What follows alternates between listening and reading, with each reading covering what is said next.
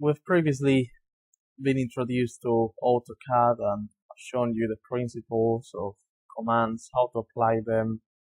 Today we'll be going into more depth with those. So we'll be able to use the move command, rotate, copy, join, stretch, scale, and also creating and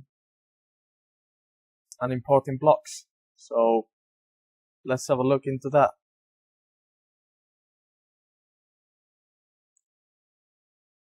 So for the purpose of this video tutorial, I've decided to draw something basic, such as the first angle projection symbol. Here we've got the recommended proportions according to ISO and British standards. So we will use these for our drawing. So here we've got the outer diameter, which should match that one, and the inner diameter. So let's start by drawing this line, for instance, which should be that diameter. We can make it 10 mil. I'm going to type in line, click here, zoom in, type in 10, press enter to exit. Okay, so we've got our first line. So if we go back to the drawing, now we know that the distance from the front face to the back face is equal to the diameter. So the next thing that I'm going to do is use an offset. I'm going to type in off. Now AutoCAD is asking us to specify the offset distance or go through as through. So we're going to type in distance 10. I'm going to press enter. Now I'm going to left click on top of this line to select it. And now AutoCAD allows us to offset it 10 mil at either direction. So I'm going to choose this direction. And I'm going to hit escape. So if we go back to our drawing now. Now the next thing we know is that there is an angle of 30 degrees between these two. If you take the angle from the center line, that would be half, so 15. So if I now go back to my drawing, draw another line from this endpoint, I'm going to turn off my ortho mode.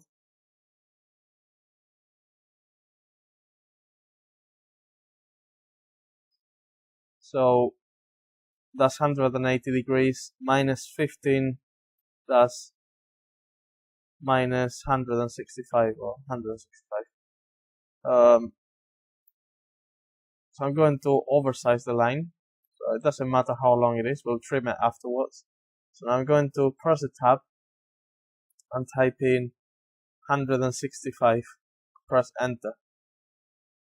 And I'm going to press enter again to cancel the next line. So I'm going to do the same with the next line. Draw a line from this endpoint. Press tab, type in 165, press enter. Now hit escape again or press enter to cancel the command. Okay, so we've got something like this. So now we can proceed to trim these lines. So we're going to apply the trim command. So I'll type in TR, which is a shortcut for trim. Alternatively, you can also find it here. So I will now show you the standard way of using the trim command. So first you have to select all of the objects. Then after you have selected all the objects, that intersect, you press enter, and now you can proceed to trim all of these edges. I'm going to hit escape and use Ctrl Z to undo, because I want to show you a little trick to trim faster and easier. So I'm going to enter the trim command again, and now instead of selecting the objects, I'm going to right click. So after applying a single right click, you can directly trim anything. It makes life much easier. And now I'm going to press enter, cancel the command. Okay, so we've got the first part, this. So now we need to draw this circle. So that's going to be an easy job. What I'm going to do, I'm going to type in C, circle, press enter, and now I'm going to draw a circle from the midpoint up to here, so it matches the projection. Now I'm going to do the same thing again, press enter to draw another circle. I'm going to use the midpoint, and now I'm going to hover over this endpoint and use the tracking line so it matches the projection. Now we've got this, which is what we've got in the drawing there. Now we know that the distance is 1 times and a quarter, so 1.25. The distance from 1.25 times the diameter. So we're working as 10, so that would be 12.5. So now I'm going to use the move command, which you can find here. So I'm going to click on move. You can either select the midpoint, or it doesn't matter, because all we know is that it's going to move 12.5 mil to the right, so it doesn't really matter where you click. So I'm going to click here, for instance. Now the problem is we want to move it horizontally, so I'm going to make sure that my ortho mode is on, and now I'm going to type in 12.5, press enter, and that's it, job done. So the next thing we need to do is draw the center line. So I will show you the standard way of doing this. If you click on line and draw a line from here to here, press enter again, and now I'm going to draw a line from this quadrant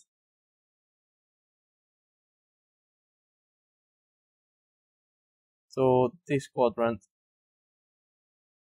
Click there, press enter.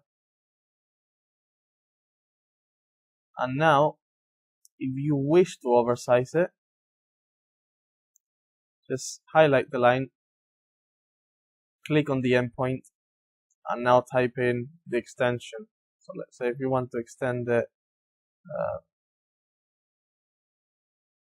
2 mil, so yeah, 2 mil in this direction. I'm going to click on this endpoint, 2 mil in that direction, and I'm going to do the same with this.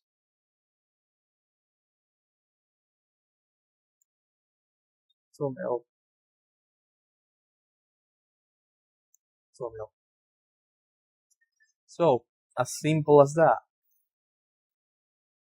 However, we would still need to change the line type to turn it into a center line. So, and I haven't taught you layers yet, so we're going to skip this part. I will show you a different command that we can use for this same job. So instead we're going to use the center mark command.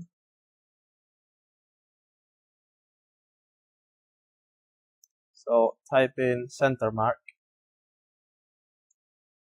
Now you click on a circle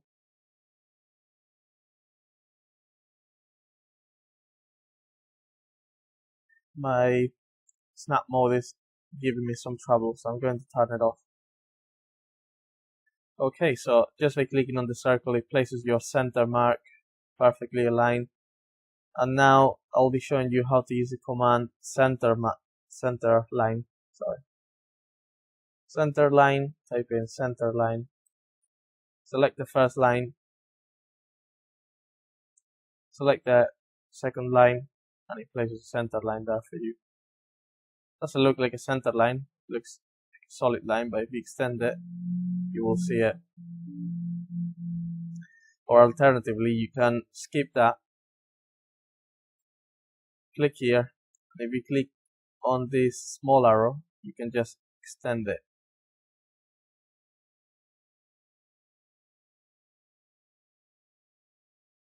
So it's very handy to have these center lines and center marks.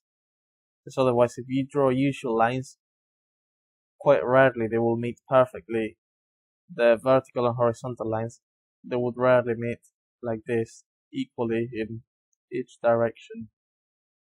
Okay, so we've got our first angle projection symbol drawn. Now, if we want to draw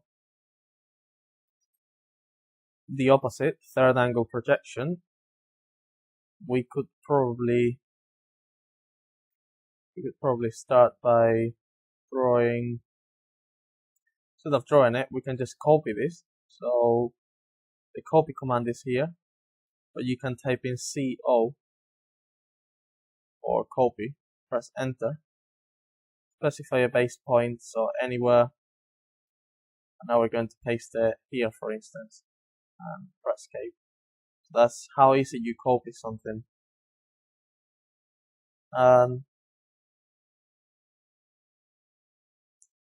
Now we know that the symbol for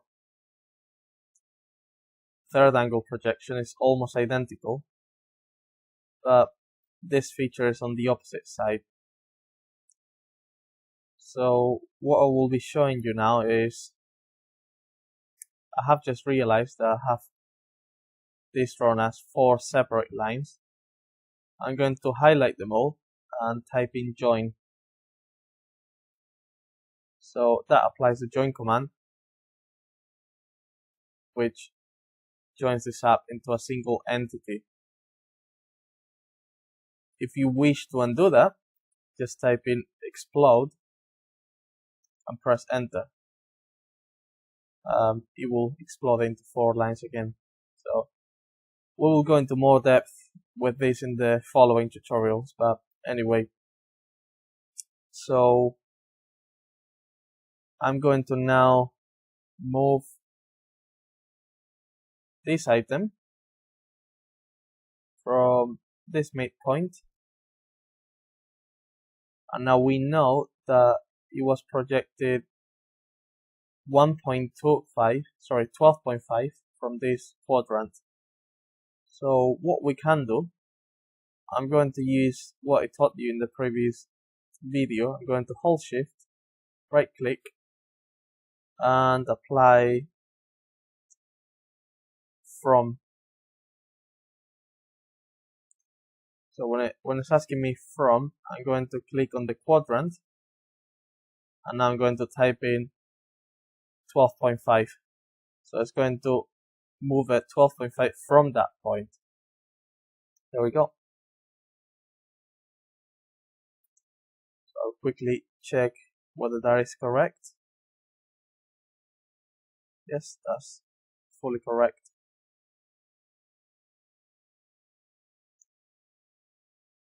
And now I'll get rid of the center mark, create another one, select my circle, and now we'll extend it again. So we have our first angle projection symbol and our third angle projection symbol.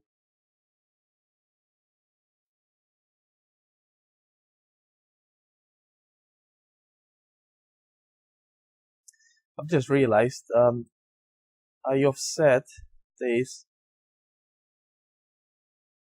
from the quadrant rather than from the center point. Sorry, my mistake. So I'm going to use the move command again.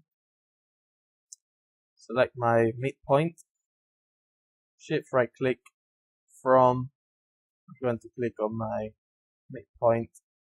I'm going to type in 12.5. There we go. That seems correct now.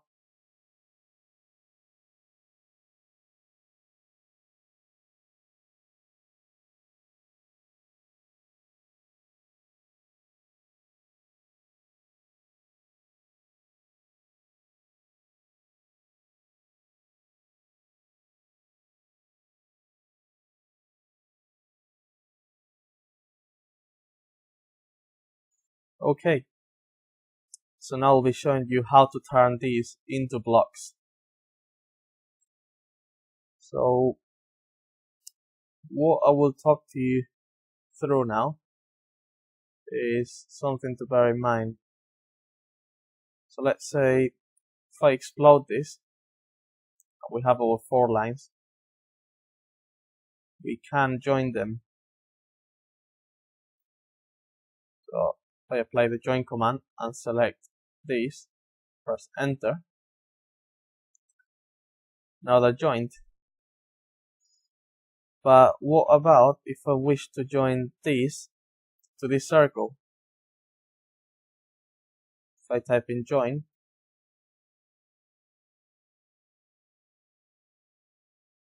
nothing happened, as you can see, because the objects are not intersecting. So it's impossible to join them because there is a space in between. So when you have drawings and you have certain features that you wish to join but it's impossible, the alternative is using the group command. So you can find it here, or you can type in group. So if I type in group, now as you can see, when I select it, it comes up as a group. Okay. If you wish to undo the group,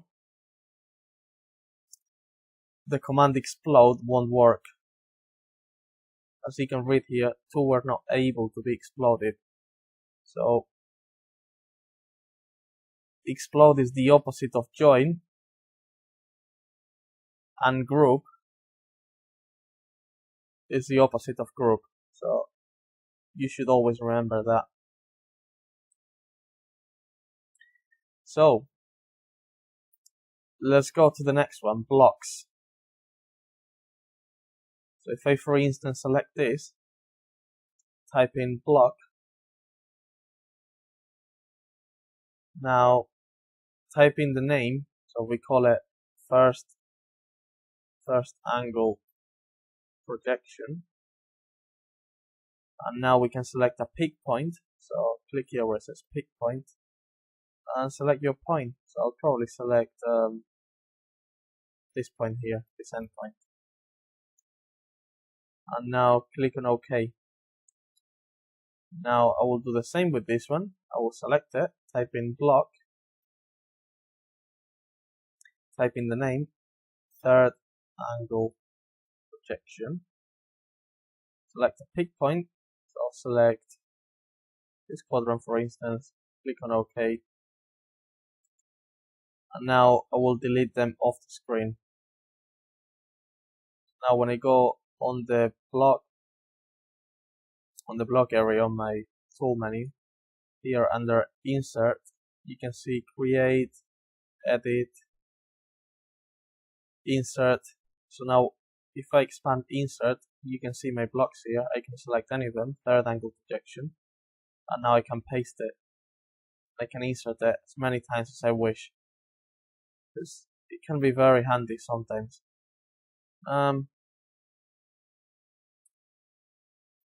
Okay, if we wish to edit our blocks, you can always go on the block, click there, OK, and now you can redraw it and close the block editor and save the changes so they will apply.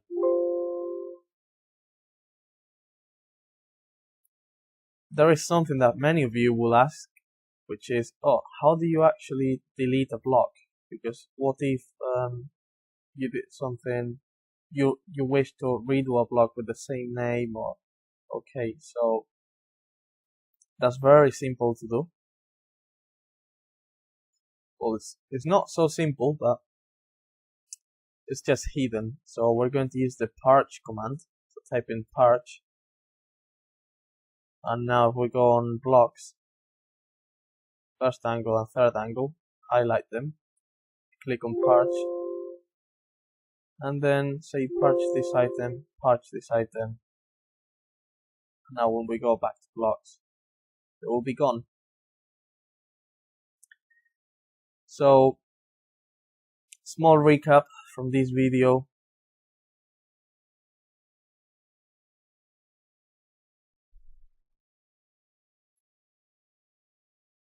So we've seen how to use the move command, the copy command, join, stretch, and blocks. I haven't actually shown you how to use the rotate command and the scale command. I'll be showing you that right now.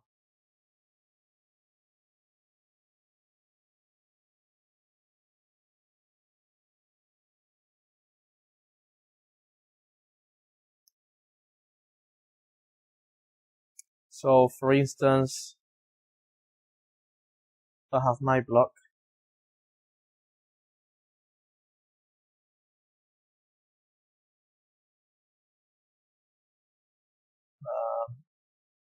Paste it here.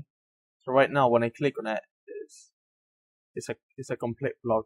I'll explode it, so it goes back to normal. So okay, if I wish to scale this, I'll type in scale,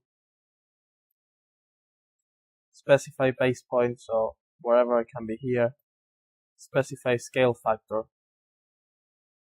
So if I scale it by a factor of 10, that means that if I measure now the length of this item should be 100. Yes, 100 is correct. Another way of doing it, sometimes we do not want to have to calculate a scaling factor. We just know we can use a reference dimension. So I'll type in scale, specify base point. So this is going to be my base point.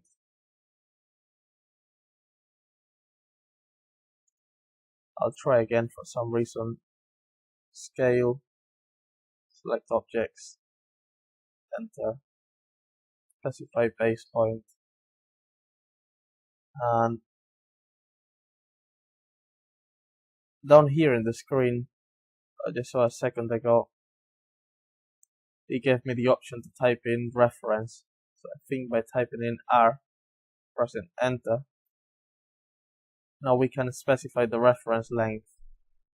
So I can, for example, say, okay, my reference is going to start here and end here. And now you can choose the overall length for that reference, and it will scale everything else accordingly. If I want that to be 100, then it will be 100. So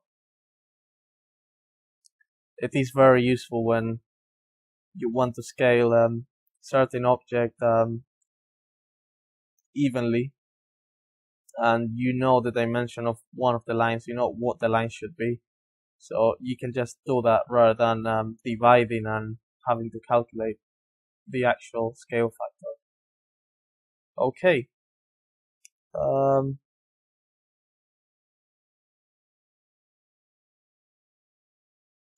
So the rotate command.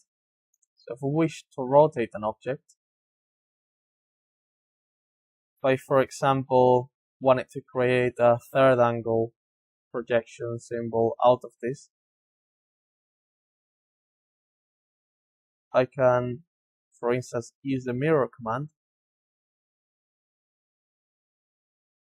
specify first point of mirror line, so my mirror line is going to be there, from this point to that point, otherwise